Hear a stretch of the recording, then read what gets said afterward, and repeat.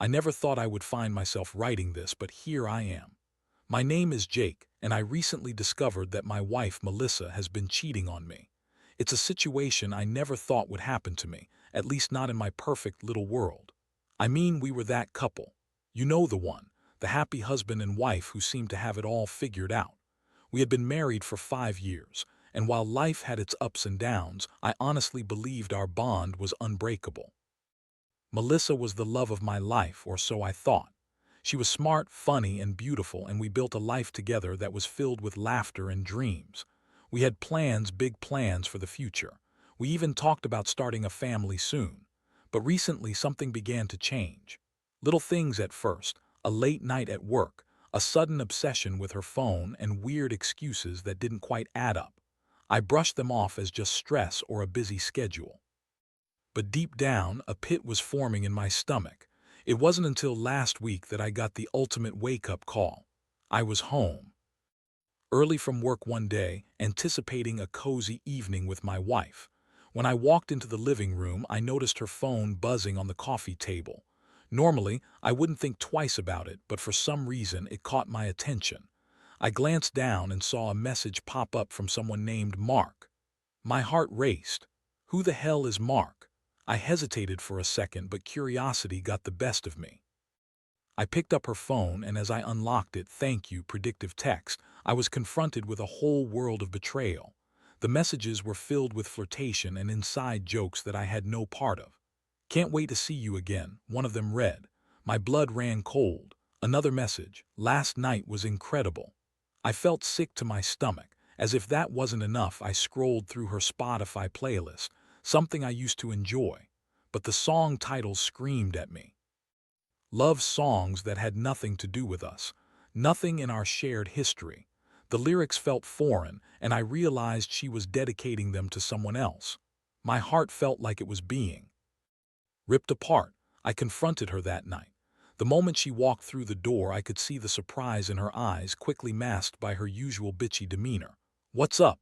she asked casually, as if everything were normal. I couldn't keep quiet any longer. I threw her phone on the table and demanded answers. She laughed, a sharp, condescending sound. "What are you even talking about, Jake? You're being dramatic." I felt the anger bubbling inside me, but I pressed on, trying to keep my composure. "I saw the messages, Melissa. I know you're cheating on me." Her reaction was a mix of shock and annoyance. "Oh, come on, you're being ridiculous," she snapped. "Mark is just a friend from work. We were just having fun." Fun, that was her excuse. My heart pounded in my chest as I watched her try to twist the narrative in her favor. I could see the desperation in her eyes, but I also felt the weight of her lies crushing me deeper and deeper. This was the moment everything changed. I felt the anger and betrayal wash over me, but there was something else too, an overwhelming sadness. That crept in. I wanted to scream, to cry, to do anything to make the hurt go away. But I stood there, paralyzed with disbelief as she continued to deny everything. What was I supposed to do now? I had loved this woman with everything I had, and here she was, shattering my heart into pieces. I felt lost, like a ship without an anchor, and I knew I had some hard decisions ahead of me. For days after that confrontation, I was a walking shell of a man. I couldn't eat, couldn't sleep, and every time I saw Melissa, my stomach twisted into knots. She tried to act as if nothing had happened. It was infuriating. She went about her daily routine, casually laughing at her phone, and it felt like a dagger to my heart every time I saw her smile. I wanted to scream at her, to shake her and make her realize the damage she had caused. Instead, I was left simmering in my anger and confusion.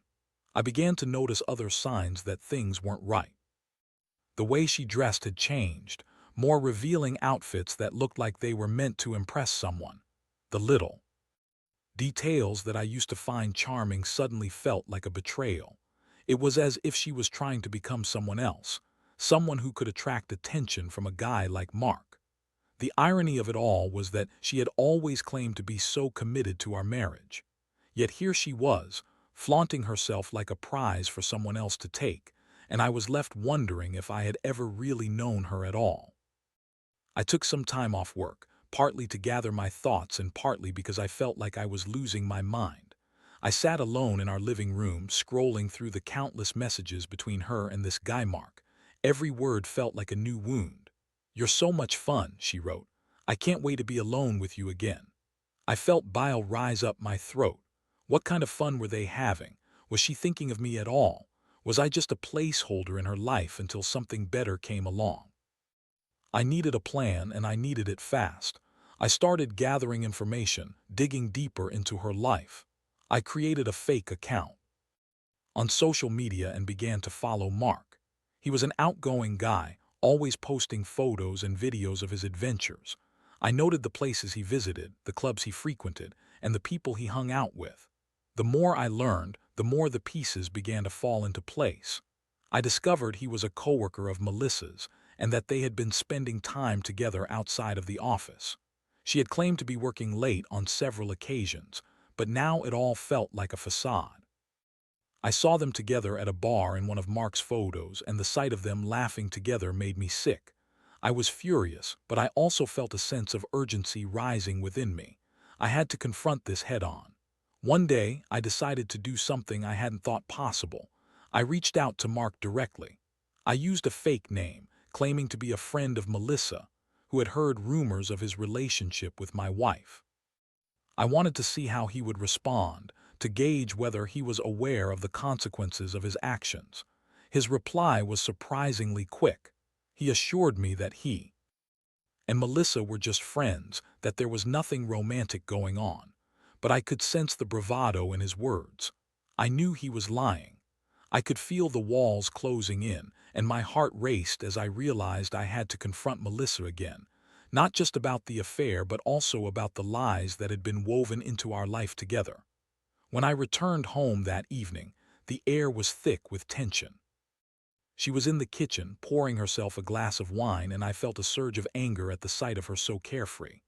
"We need to talk," I said, my voice steady but full of raw emotion.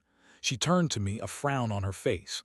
"About what? You're still going on about Mark. I told you he's just a friend." I took a deep breath. "I reached out to him, Melissa. I know about you too." Her face turned pale, and for a brief moment I saw a flicker of fear in her eyes. She quickly composed herself, a defensive look replacing the shock. "You're insane. Why would you do that? You're just jealous." "Jealous?" I laughed, feeling a mix of anger and disbelief. "Jealous of what?" "The fact that you're betraying me with a guy who doesn't even care about the damage he's causing. I loved you, Melissa. What do you have to say for yourself?" She opened her mouth to speak, but no words came out. I could see her scrambling for an excuse, her mind racing as she tried to come up with something, anything, to save herself. But in that moment, all I could feel was the overwhelming urge to escape the reality of our shattered lives. I had to figure out what came next. I could either confront her head-on, demand the truth, or I could play the long game and plan my revenge. Either way, I felt a storm brewing within me, and I knew I was on the verge of making a decision that would change everything. The days that followed felt like a whirlwind of emotions. Melissa continued to deny everything, even as I laid out all the evidence before her. I could see the guilt flickering beneath her defiance, but she refused to accept any responsibility. Each time I pressed her for answers, she would lash out, calling me possessive or paranoid. It was maddening. I felt like I was grasping at shadows, trying to force her to see the truth that I could see so clearly. I decided it was time to take matters into my own hands. I began to plot my revenge, not just for the pain she had caused me, but to reclaim my sense of power in a situation that had turned me into a mere spectator. I wanted to show her the consequences of her actions, but I had to be smart about it. I couldn't let my anger cloud my judgment. I needed a plan. I reached out to my closest friend, Tom, who had always been my rock. He was the kind of guy who could give solid advice without judgment. I met him at a bar, and as I recounted the entire series of events, I felt a weight lift off my shoulders. Tom listened intently, a scowl forming on his face as I described Melissa's behavior. "Dude, you can't let her get away with this," he said, shaking his head. "She's playing you for a fool." "I know," I replied, taking a swig of my drink. "But what do I do? I can't just walk away without having some closure, some kind of retribution for what she's done." Tom considered this for a moment.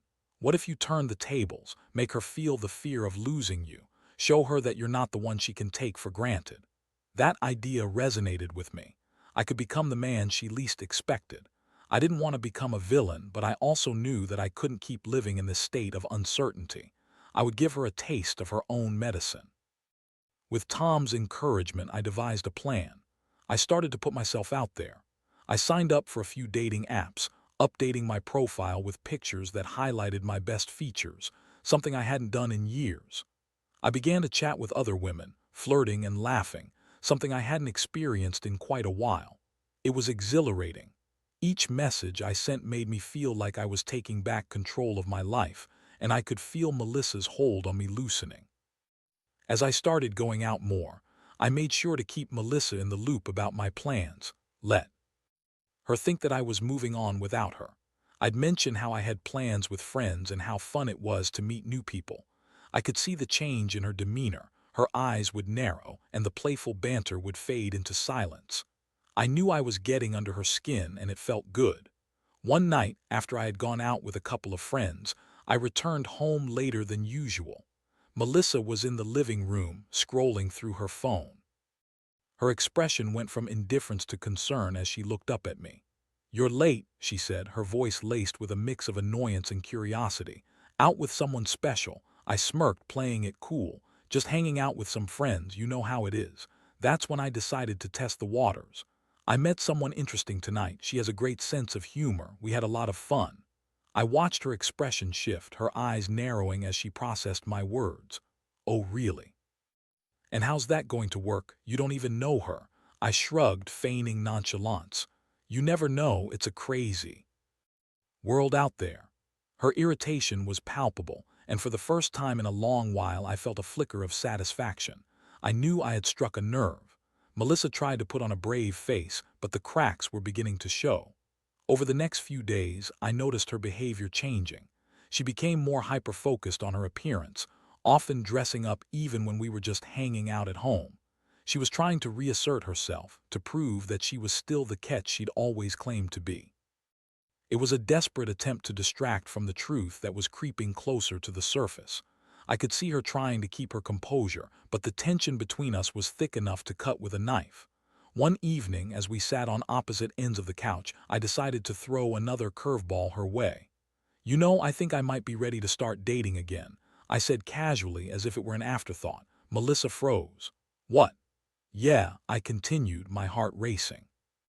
"I mean, it's been a while since I've put myself out there. I think it might be time to explore my options." Her reaction was almost comical. The color drained from her face, and I could see the gears in her mind turning. "Jake, you can't be serious. We're married." "Are we?" I shot back, a smirk dancing on my lips. "Because it doesn't feel that way. You've made it pretty clear where your loyalties lie." The fight that ensued was explosive. Melissa lashed out, calling me insecure and dramatic, but I held my ground. I could see her fury and desperation intertwining, and I couldn't help but feel a sense of pride. I was finally standing up for myself. What I hadn't anticipated was how much this back and forth would affect me emotionally. Part of me relished in the power I felt, but another part was still heartbroken over the fact that we were even in this situation.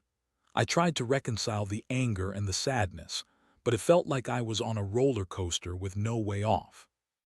As days turned into weeks, I realized I was walking a fine line. My revenge was meant to be a way to gain control, but it was also pulling me deeper into a web of confusion. I had to remind myself of my ultimate goal, to reclaim my life and determine what I wanted moving forward. But in the midst of all the chaos, I couldn't shake the feeling that I was losing pieces of myself in the process. As the weeks dragged on, the tension between Melissa and me escalated. Our conversations were filled with accusations and defensive posturing.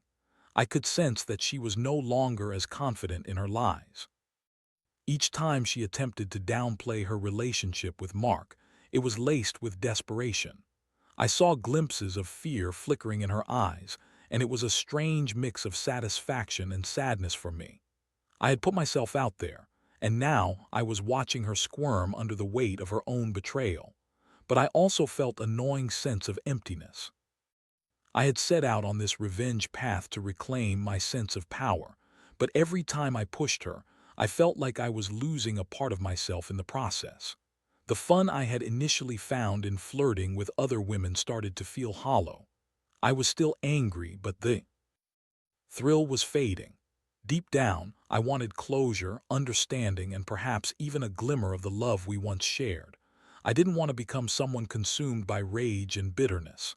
Then came the night that changed everything. It was a Friday, and I had made plans to go out with Tom and some of his friends.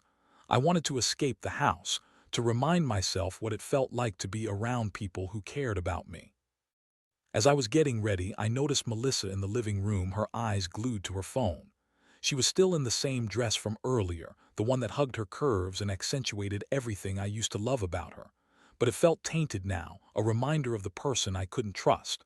"Are you heading out?" she asked, barely looking up. There was a hint of tension in her tone.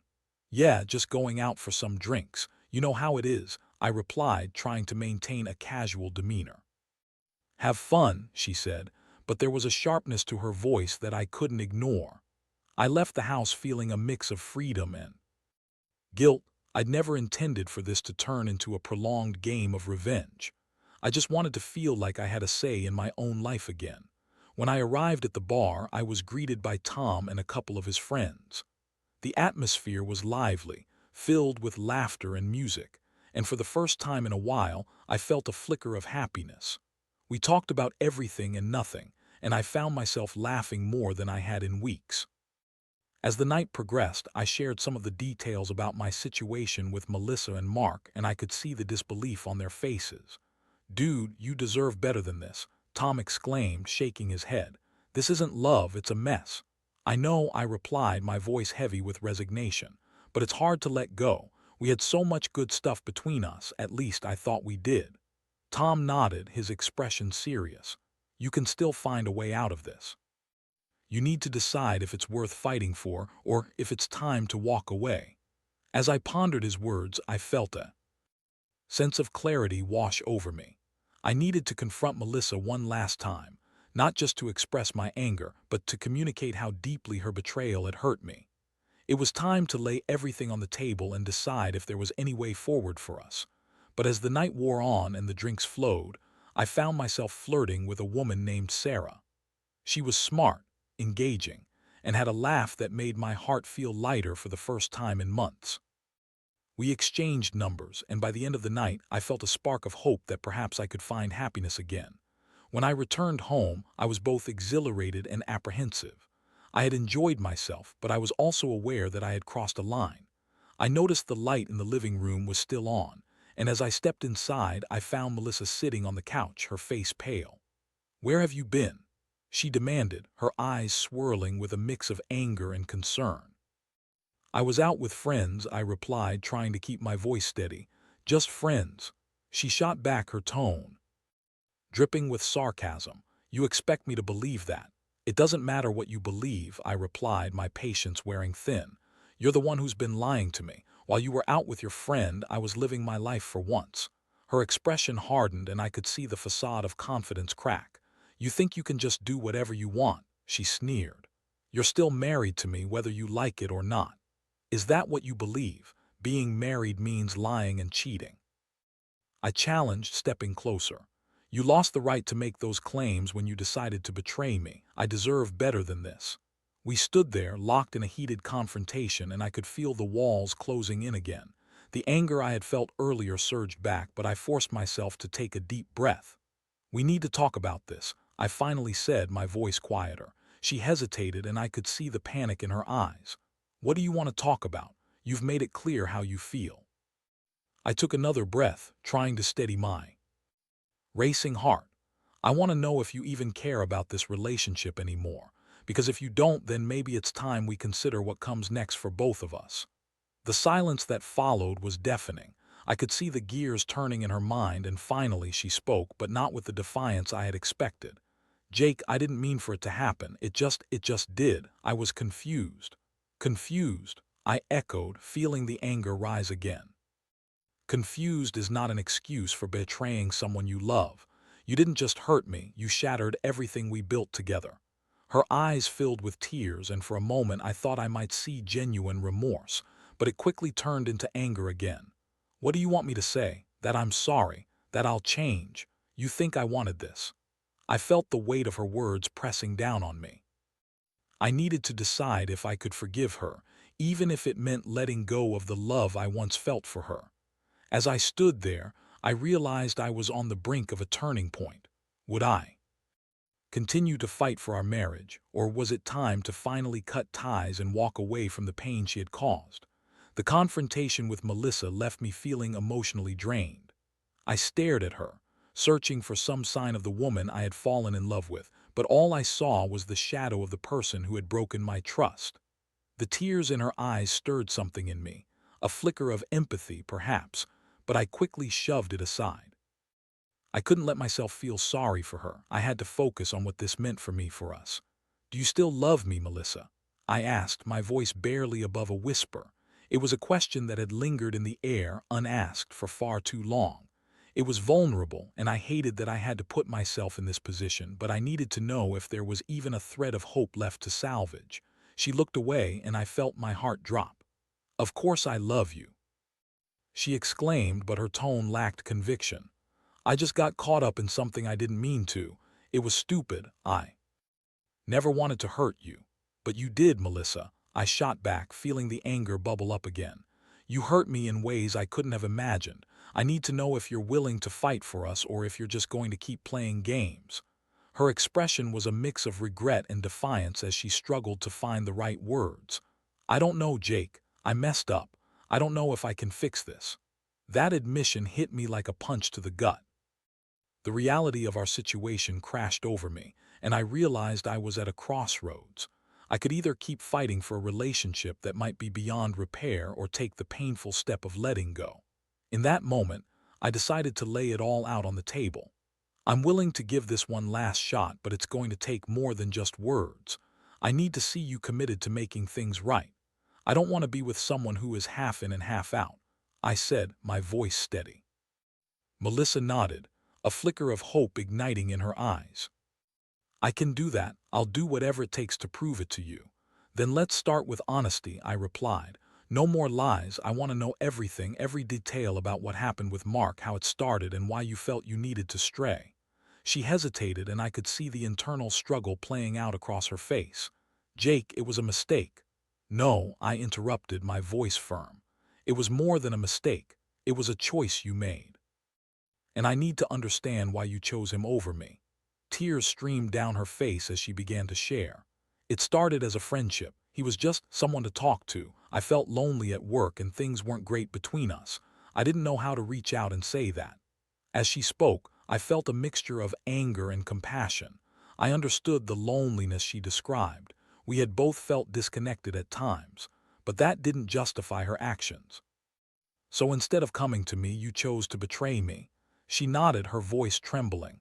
"I was scared, Jake. I felt like I was losing myself, and Mark made me feel alive again. It was a stupid escape." I swallowed hard, grappling with the emotional turmoil. "But did you ever think about what it would do to us? How it would shatter everything we built together?" "I didn't think it would go that far," she said, her voice breaking. "I thought I could handle it, but once I let it go, I couldn't stop." The realization that Melissa had felt neglected struck a chord within me. I had been so focused on my own pain that I hadn't fully acknowledged her struggles, yet the gravity of her betrayal still weighed heavily on my heart. "I want to believe you, Melissa. I really do," I said, my voice softening. "But it's going to take time. I need to see genuine effort from you, an acknowledgement that you hurt me and that you're willing to do the work to repair this." She nodded, wiping her tears. "I promise, Jake. I'll do whatever it takes. I don't want to lose you." As we sat in the living room, the weight of our conversation lingered in the air. I could feel a fragile hope beginning to take root, but the doubt remained. Was it possible to rebuild the trust that had been shattered? Could love survive such betrayal? In the days that followed, I kept my distance emotionally. Melissa made an effort to show she was committed, but I remained wary. I wanted to see how she would act when faced with the reality of our situation. I began to focus on myself, going to the gym, hanging out with friends, and pursuing activities that brought me joy. It was empowering to regain a sense of independence, even if I was still tethered to the fallout of our marriage. I also revisited the idea of reaching out to Sarah, the woman I had met at the bar. I had exchanged numbers with her as a way to explore the possibility of moving on, and it had felt liberating. As I texted her, I felt a mix of excitement and guilt. Was I really ready to date again when my heart was still so entangled with Melissa's? That Saturday, I met Sarah for coffee. She was charming, and it felt refreshing to connect with someone who didn't come with the weight of past hurts. We talked and laughed, and I could feel the tension in my chest begin to ease. But even as I enjoyed her company, a part of me was still haunted by the turmoil at home. By the end of our coffee date, I found myself facing a moral dilemma. I enjoyed Sarah's company, but could I truly pursue something new while I was still in the thick of repairing my marriage with Melissa? I needed to figure out where my heart actually lay. As I walked back home that afternoon, I felt a sense of clarity beginning to form. I knew I had a decision to make. I could either continue down the path of exploration with Sarah or recommit myself to working things out with Melissa, knowing that it would take immense effort and patience. Either way, I had to confront the complicated emotions swirling within me and decide what was best for my future. As the days turned into weeks, I found myself standing at a crossroads, staring down two divergent paths, one leading toward the potential of rebuilding my life with Melissa, and the other toward a fresh start with someone new. Each choice stirred a mix of hope, fear, and uncertainty within me. I needed to make a decision, and I needed to make it soon. Melissa had been making a genuine effort to rebuild our relationship. She sought counseling both individually and as a couple. She was more present around the house, engaging in conversations about our future, and for the first time in a while, I felt a glimmer of the connection we once shared. But despite her efforts, there was still a nagging voice in the back of my mind, reminding me of the betrayal. I couldn't shake the feeling that every "I love you" might come with an asterisk, a hidden caveat. I continued to see Sarah casually. It was easy and fun, but I also felt guilty. Each time I was around her, I couldn't fully enjoy myself because I knew I was still tethered to my unresolved feelings for Melissa. I liked Sarah, I truly did, but being with her felt like I was deflecting my pain rather than confronting it. I realized that I needed to take a step back. One evening, I sat down with a notebook and began to sort out my feelings. I wrote down everything: the good memories with Melissa, the feelings of betrayal, the moments of laughter and connection, and the anger that threatened to consume me. I also wrote about my time with Sarah, the thrill of new love, the excitement, and the weight of guilt that came with it. As I poured my heart onto the pages, I started to see patterns.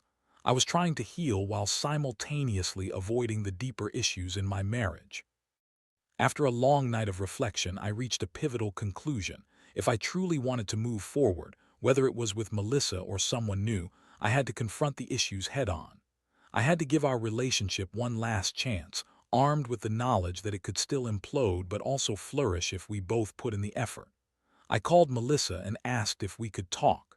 When she arrived, I could sense her nervous energy.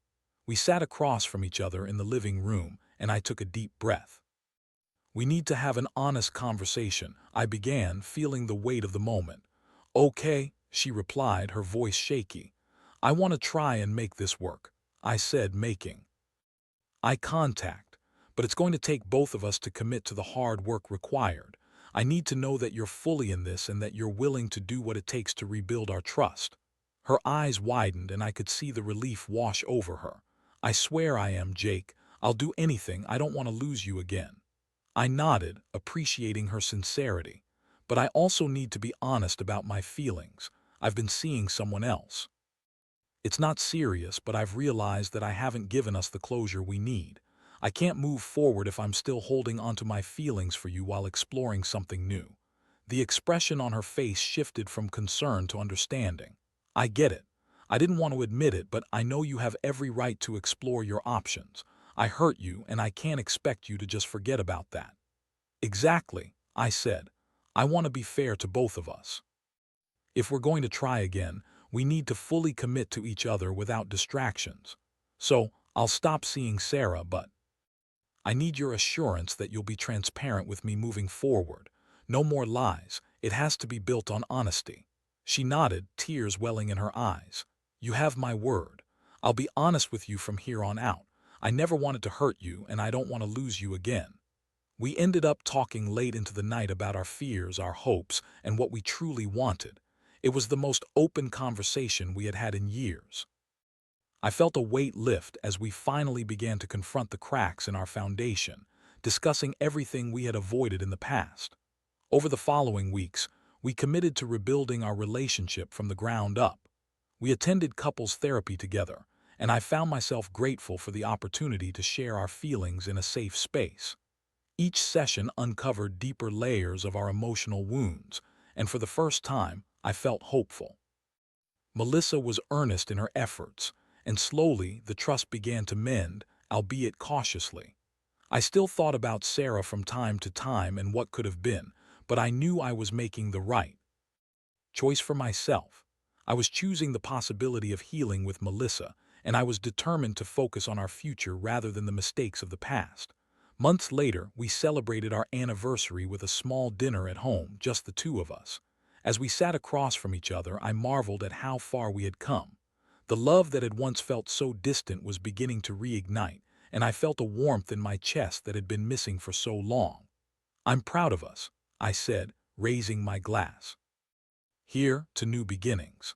She smiled, a genuine smile that lit up her face. "Here to rebuilding our love one day at a time." And in that moment I felt hopeful. Maybe we could find our way back to each other. Maybe love truly could survive the cracks if both people were willing to put in the work. It wouldn't be easy, but I was ready to face the challenges ahead with my heart open, learning from the betrayal and building a stronger foundation for the future.